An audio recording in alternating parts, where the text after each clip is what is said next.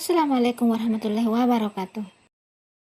Dalam Islam, segala sesuatunya memiliki doa, tak terkecuali untuk angin kencang. Doa angin kencang dapat kita lepaskan saat angin berhembus secara mengerikan atau membuat kita takut, dan melihatnya berpotensi untuk merusak. Imam Muslim meriwayatkan sebuah hadis bahwa saat hujan disertai angin kencang, Rasulullah Shallallahu Alaihi Wasallam membaca sebuah doa angin kencang berikut ini.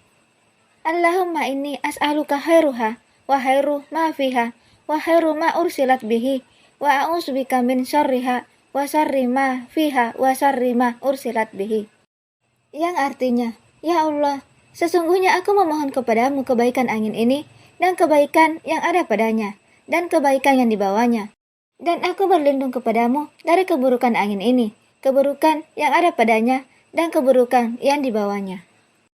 Semoga bermanfaat. Assalamualaikum warahmatullahi wabarakatuh.